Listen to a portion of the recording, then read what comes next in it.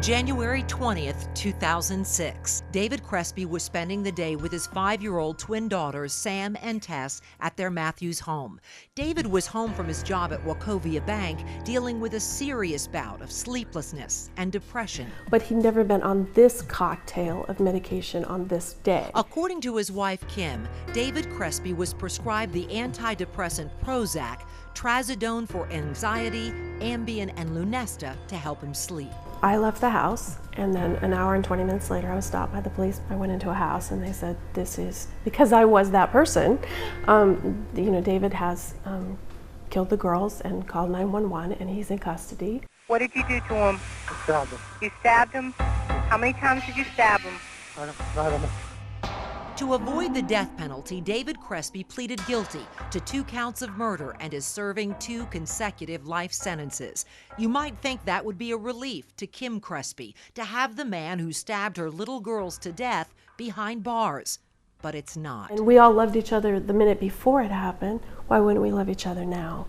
And so, and I think people don't want to hear that. What about the people who hear you say that and say she just can't face the fact of what David did? The pharmaceutical companies are really to blame because they know that their drugs are capable of this. They know that from the test markets, and they've covered that up. And that, to me, is criminal. What happened when you said to people, but it was the medication? They just kept shutting that down, going, no, no. The Crespi case appeared to echo a Canadian tragedy just 2 years prior. And I strangled my son. While David Crespi serves 2 life sentences, Canadian David Carmichael is a free man.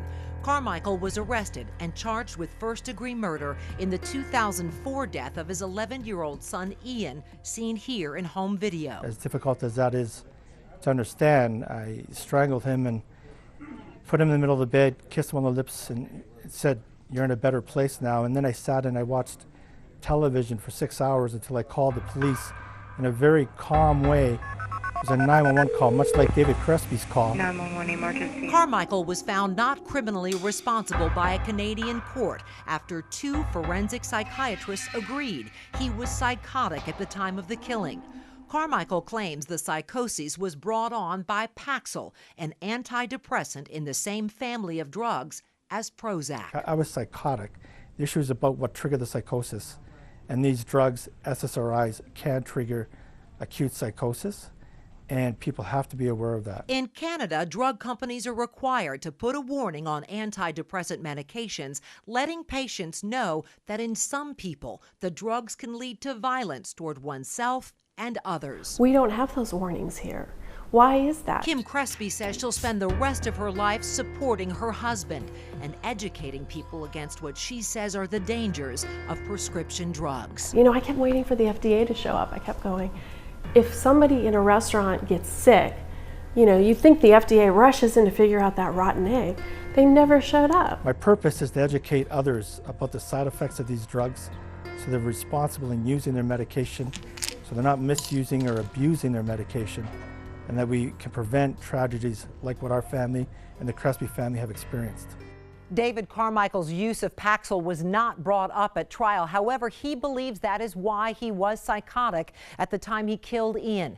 Carmichael has filed suit against the drug maker. Keep in mind, these are 2 cases. Millions of people take antidepressants every day and don't suffer extreme side effects. But it is important to understand the medications you're taking. We're on your side. If you or someone you know is taking an antidepressant, make sure you follow your prescription, and doctors advise never stop taking them abruptly. It's also important to understand the signs you could be having a negative reaction to the drugs. Make sure you are closely monitored by your doctor and don't be afraid to ask questions. Molly?